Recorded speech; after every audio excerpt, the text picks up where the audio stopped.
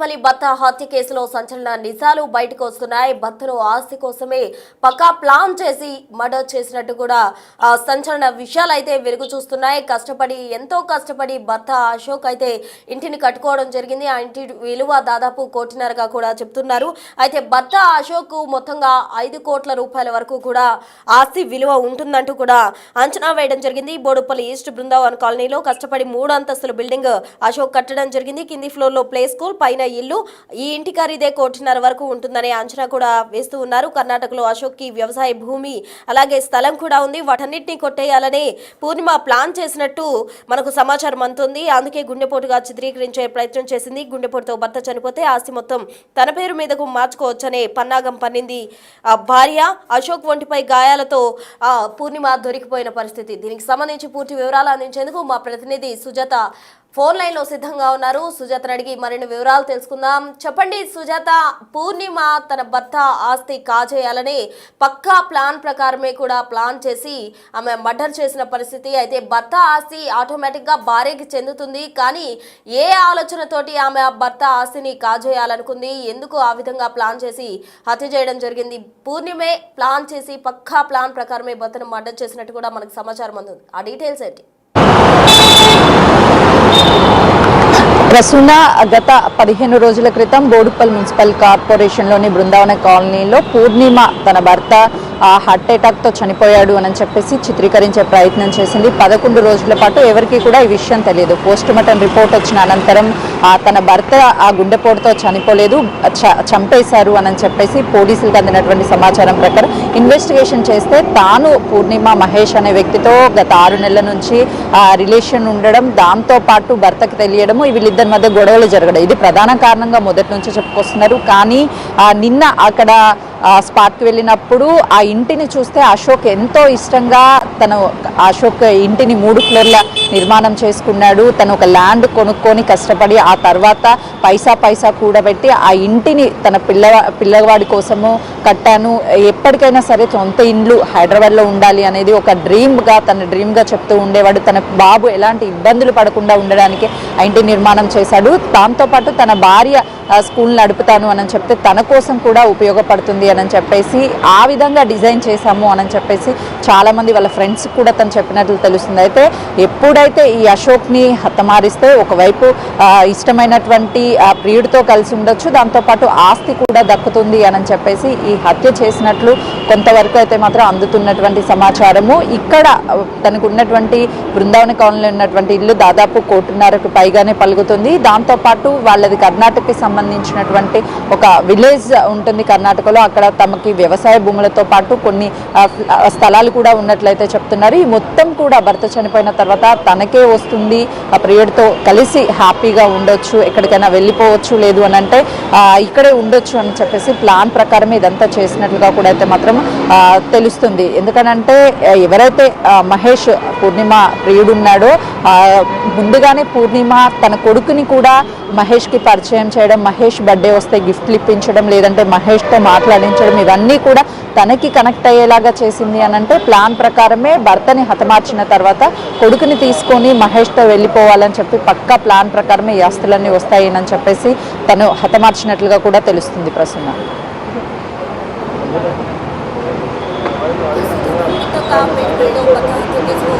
సంచలన నిజాలైతే వెలుగు చూసిన పరిస్థితి. పక్కా ప్లాన్ ప్రకారమే పూర్ణిమ ప్రియుడితో వెళ్ళిపోయేందుకు గాను ఆమె భర్తను చంపేందుకు సాహసించిందని చెప్పాలి. ఆస్తిని కొట్టేయాలని భర్తను పక్కా ప్లాన్ చేసి మర్డర్ చేసింది పూర్ణిమ. ఈ కేసులో సంచలన విషయాలైతే వెలుగు చూస్తున్నాయి. మరింత లోతుగా అయితే పోలీసులు ఈ కేసుకు సంబంధించి దర్యాప్తు చేస్తూ ఉన్నారు. దీనికి సంబంధించి మా ప్రతినిధి సురేష్ అటు డీసీపీతో కూడా మాట్లాడడం జరిగింది. డీసీపీ నుంచి మరింత సమాచారం మా ప్రతినిధి సురేష్ అందిస్తారు. మేడిపల్లిలో కట్టుకున్న భర్తనే దారుణంగా ప్రియుడితో కలిసి హత్య చేయడం జరిగింది. దీనికి సంబంధించి మొదట అనుమానాస్పద కేసు నమోదు చేసి దర్యాప్తులో భార్యనే హత్య చేసినట్టుగా పోలీసులు గుర్తించారు. ప్రస్తుతం మనతో పాటు మల్కాజ్గిరి డీసీపీ శ్రీధర్ ఉన్నారు. ఒకసారి మాట్లాడదాం. సార్, ఎట్లా భర్తని హత్య చేసింది, కారణం ఏంటి సార్? మాకు December 12th రోజు కంప్లైంట్ పూర్ణిమ అని చెప్పేసి హౌస్ వైఫ్ ప్లే స్కూల్ నడిపిస్తుంది ఇంట్లోనే. ఆవిడ తన భర్త ఇట్లా వాష్రూమ్లో పడి చనిపోయింది అన్న దాని మీద ఒక కంప్లైంట్ ఇచ్చింది. సో ఇనిషియల్గా దాన్ని మనము అన్యాచురల్ డెత్ కింద రిపోర్ట్ చేయడం జరిగింది. ఆమె ఆ డెత్ మీద ఎట్లాంటి సస్పీషియస్ వ్యక్తం చేయలేదు. మేబీ హార్ట్ అటాక్ ఉండొచ్చని ఆమె డౌట్ ఎక్స్ప్రెస్ చేసింది. సో దాని మీద మనం పిఎంఈ కండక్ట్ చేయించినప్పుడు పిఎంఈలో డాక్టరు దాని మీద డౌట్ వ్యక్తం చేయడం జరిగింది. ఇది చూస్తే స్ట్రాంగులేషన్ అంటే బలవంతంగా గొంతు పిసికి చంపడం ద్వారా చనిపోయినట్టు కనిపిస్తుందని చెప్పేసి పిఎంఈలో డాక్టర్ ఐడెంటిఫై చేయడం జరిగింది. ఆ రిపోర్ట్ను బేస్ చేసుకొని మనము ఇనిషియల్గా వైఫ్ ఎందుకు ఇట్లా అబద్ధం చెప్పింది అనే దాని మీద ఇన్వెస్టిగేషన్ స్టార్ట్ చేయడం జరిగింది. మేడిపల్లి ఇన్స్పెక్టర్ అండ్ వాళ్ళ టీము. సో దాంట్లో భాగంగా ఆమె సిడిఆర్ తీసుకొని తర్వాత అదేవిధంగా ఇంటి చుట్టుపక్కల ఉన్న సీసీ ఫుటేజెస్ ఇట్లాంటివి కూడా మనం వెరిఫై చేయడం జరిగింది. తర్వాత కాలనీలో కూడా మనం ఎంక్వైరీ చేసుకున్నప్పుడు ఈమెకు అదే కాలనీలో ఉన్నటువంటి మహేష్ అనే వ్యక్తితోటి ఆయన వాళ్ళ సిస్టర్ వాళ్ళ కూతుర్ని ఈ ప్లే స్కూల్లో జాయిన్ చేయించినప్పుడు వీళ్ళిద్దరికీ పరిచయము. సో తనతోటి లీగల్ ఇంటిమసీ ఉన్నట్టు మనకు అర్థమైంది. సో దాని మీద ఇద్దరిని కూడా కస్టడీలోకి తీసుకొని విచారిస్తే వాళ్ళు చేసిన నేరాన్ని ఒప్పుకున్నారు. సుమారు గత 6-7 నెలలుగా వీళ్ళిద్దరి మధ్య ఇల్లీగల్ ఇంటిమసీ ఉండడంతో అది వాళ్ళ హస్బెండ్కు తెలిసింది, డౌట్ వచ్చింది వీళ్ళ మీద. దాని మీద అతడు తరచుగా ప్రశ్నిస్తుండడంతో తనను తప్పించే ఆలోచనతో వీళ్ళిద్దరు కూడా ఈ మర్డర్కు ప్లాన్ చేసి 11వ తారీఖు సాయంత్రం అతను ఆఫీస్ నుంచి వచ్చేసరికి ఈ పూర్ణిమ ఎవరైతే మహేష్ ఉన్నాడో అతని ఇంటికి పిలిపియడము, ఇంట్లోనే అతను ఉండి ఈ డిసీజ్డ్ ఎవరైతే ఉన్నారో రాజేష్ రాగానే తనని గట్టిగా పట్టుకొని గొంతు పిసికి చంపడం జరిగింది. ఈ మర్డర్ కొరకు ఎవరైతే మహేష్ ఉన్నాడో మహేష్ వాళ్ళ ఫ్రెండ్ సాయి కుమార్ అని చెప్పేసి అతని సహాయాన్ని కూడా తీసుకున్నారు. ఆ రోజు అతను కూడా దీంట్లో పార్టిసిపేట్ అయ్యారు. మొత్తం ముగ్గురిని కూడా రిమాండ్ చేయడం జరిగింది. అంటే ఎట్లా ముందు తప్పించుకునే ప్రయత్నం చేసింది సార్? ఆమె ఒక పోస్ట్ మార్టం కూడా వద్దు, మేము అవసరం లేదు, న్యాచురల్గా చనిపోయింది అని చెప్పేసి అన్నారంటే సహజంగా ఇట్లాంటి వాళ్ళు చెప్తారు. బట్ యాజ్ పర్ ప్రొసీజర్ కంపల్సరీగా మనకి అన్యాచురల్ డెత్ ఏది ఉన్నా సరే డెఫినెట్గా పిఎంఈ కండక్ట్ చేయించడం జరుగుతుంది. కాజ్ ఆఫ్ డెత్ తెలుసుకున్న తర్వాతనే అటువంటి కేసులన్నీ కూడా ఫైనల్ చేయడం జరుగుతుంది. సో ఇటువంటి నేరాలకు పాల్పడి తప్పించుకోవచ్చు అనే ఆలోచన చేయడము మూర్ఖత్వం తప్పితే ఇంకోటి కాదు. డెఫినెట్గా ఏ క్రైమ్ చేసినా సరే అది వెనకో ముందో లేట్గానైనా సరే డెఫినెట్గా పోలీసుకు తెలుస్తుంది, చట్టానికి దొరుకుతారు. కాబట్టి ఇటువంటి పనులకు దూరంగా ఉండాలని చెప్పేసి కోరుకుంటున్నాం పోలీస్ తరఫున. ఈ మధ్యకాలంలో చాలా వివాహేతర సంబంధాలే ఎట్లాంటి దారుణాలకు పాల్పడుతుంది. అట్లాంటి వారికి పోలీస్ పరంగా ఎట్లాంటి కౌన్సిలింగ్ ఉంటుంది, ఎట్లాంటి సూచనలు? అంటే ఇటీవల తరచుగా చూస్తున్నాము అన్ని చోట్ల కూడా ఏదైతే సోషల్ మీడియా పెరగడము, ఈ లైఫ్ స్టైల్ ఏదైతే జాబ్ ఆపర్చునిటీస్ పెరిగి ఎక్కువ మందితో ఇంటరాక్షన్ ఉండే ఇటువంటి క్రమంలో ఈ రిలేషన్స్ ఇల్లీగల్ రిలేషన్స్ అనేటట్టు ఎక్కువ కావడం జరుగుతున్నాయి. సో పోలీస్ పరంగా మేము చెప్పేది ఒకటే, ఏదైతే మ్యారేజ్ రిలేషన్ ఉందో దానికి గౌరవించండి. ఆ నమ్మకాన్ని భార్యాభర్తల మధ్యలో ఏదైతే నమ్మకం ఉంటుందో దాన్ని కాపాడుకుంటూ లైఫ్ని గడపండి. ఇన్ కేసు ఏదైనా డిస్ప్యూట్స్ ఉంటే మీకు విడిపోవడానికి లీగల్గా చాలా మార్గాలు ఉన్నాయి. చట్టపరంగా విడిపోయి ఎవరి లైఫ్ వాళ్ళు గడపచ్చు తప్పితే ఇటువంటి పనులకు పాల్పడడం వల్ల ఏం ఉపయోగం లేదు. ఇప్పుడు ఎవరైతే దీంట్లో పార్టిసిపేట్ అయ్యారో డెఫినెట్గా వాళ్ళకు కన్విక్షన్ వచ్చే అవకాశం ఉంటుంది. దీంట్లో వాళ్ళ లైఫ్ అంతా కూడా మళ్ళీ జైల్లోనే ఉండాల్సి వస్తుంది తప్పితే ఏం ఉపయోగం ఉండదు. ఫర్దర్గా ఇటువంటి వాటిలో ఎవరైతే ఇద్దరికి సంబంధం ఉందో ఆ వైఫ్ పారామర్ వాళ్ళకు సపోర్ట్గా ఇంకో ఫ్రెండ్ పోయిండు, ఇతనికి అసలు అవసరమే లేదు ఇష్యూలో. సో అందరూ కూడా గమనించాలి. యువత ఏదైతే ఉందో మీకు ఆ సంబంధం లేని విషయాల్లో జోక్యం కల్పించుకుంటే ఇప్పుడు ఇదే మర్డర్ కేసులో తనకు కూడా వస్తుంది. Just he's aged about 24-25 years. అతని లైఫ్ అంతా కూడా స్పాయిల్ అవుతుంది. కాబట్టి అది గుర్తుంచుకోవాలి అందరూ కూడా. చట్ట వ్యతిరేక పనులు ఏది చేసినా సరే చట్టానికి దొరికినప్పుడు దొరుకుతారు ఖచ్చితంగా. మీ లైఫ్ అంతా కూడా స్పాయిల్ అవుతుంది.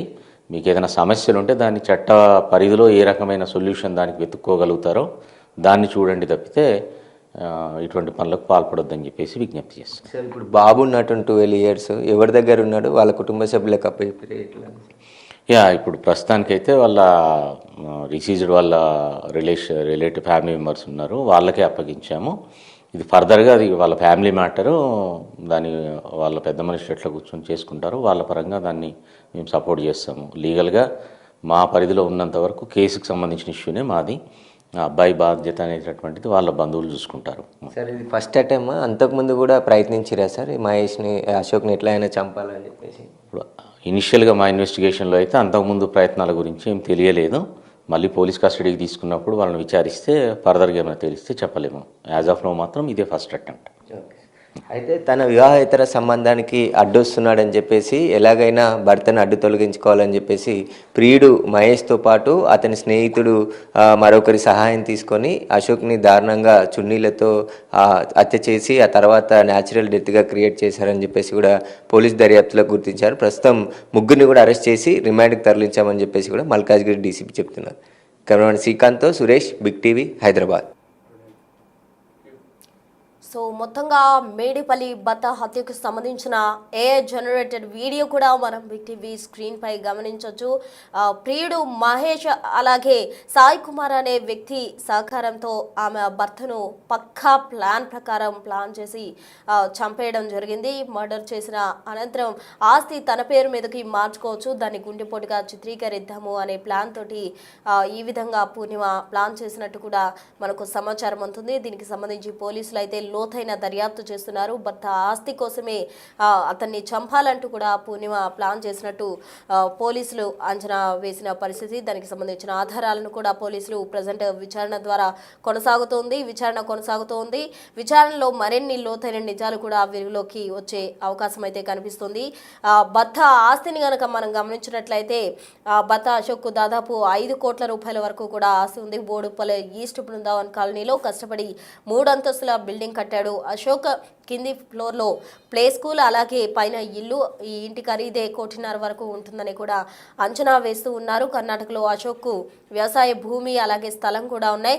ఇక వాటన్నిటినీ కొట్టేయాలని పూర్ణిమ ప్లాన్ చేసింది. అందుకే గుండెపోటుగా చిత్రీకరించే ప్రయత్నం చేసింది. ఒకవేళ గుండెపోటు వచ్చి చనిపోయాడు అంటే భర్త పేరు మీద ఉన్న ఆస్తి అంతా తన పేరు మీదకి మార్చుకోవచ్చని ఈ పన్నంగా పన్నినట్టు కూడా మనకు తెలుస్తోంది. అశోక్ ఒంటిపై గాయాలతో పూర్ణిమ దొరికిపోయిన పరిస్థితి. అయితే మొత్తంగా భర్త హత్య కేసులో ఈ నిజాలన్నీ తాజాగా వెలుగులోకి వచ్చాయి. ఆస్తి కోసమే తన భర్తను చంపినట్టు కూడా పూర్ణిమ పోలీసుల విచారణలో ఒప్పుకున్నట్టు తెలుస్తోంది.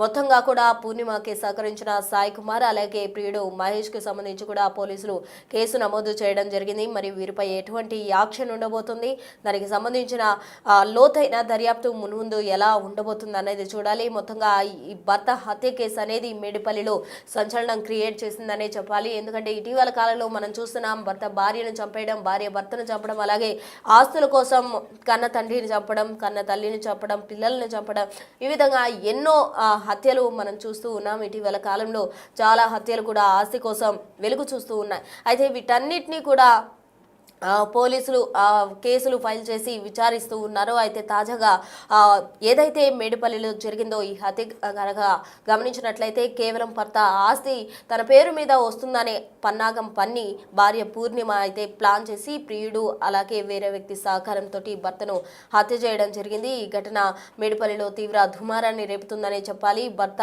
ఆస్తి కొట్టేసి అతని గుండెపోటుగా చిత్రీకరించి చనిపోతే తన ఆస్తి అంతా ఆమె పేరుకు మార్చుకోవచ్చు అన్న ఒక దుర్బుద్ధి దురాశతోటి ఆమె ఈ విధంగా చేసిందనే చెప్పాలి. మొత్తంగా ఈ కేసుకు సంబంధించి కూడా పోలీసులు లోతైన దర్యాప్తు చేస్తూ ఉన్నారు. అసలు అశోక్ ఎంత మేర ఆశ ఉంది, అశోక్ కుటుంబ సభ్యులకు కూడా దీనికి సంబంధించి వాళ్ళు ఎటువంటి నిర్ణయం తీసుకుంటారు అనేది కూడా తెలియాల్సి ఉంది. మొత్తంగా చూసినట్లయితే అశోక్ మృతితోటి అటు పూర్ణిమ చక్కగా ఆస్తి తన పేరు మీదకి మార్చుకొని అది నార్మల్ డెత్గా చిత్రీకరించి ఎంజాయ్ చేద్దాం అనుకుంది. ఈజీ మనీతో ఆమె ఎంజాయ్ చేద్దాం అనుకుంది. కానీ ఎట్టకేలకు అశోక్ ఒంటి మీద ఉన్న గాయాలతో అయితే పూర్ణిమ దొరికిపోవడం జరిగింది. దొరికిపోయిన క్రమంలో పోలీసులు కేసు నమోదు చేసి అటు ప్రియుడు మహేష్ అలాగే సహకరించిన వ్యక్తిని కూడా పోలీసులు విచారణ చేస్తూ ఉన్నారు. దీని అంతటికీ సంబంధించి లోతైన దర్యాప్తు చేసిన అనంతరం మరిన్ని విషయాలు వెలుగులోకి వచ్చే అవకాశం ఉంది.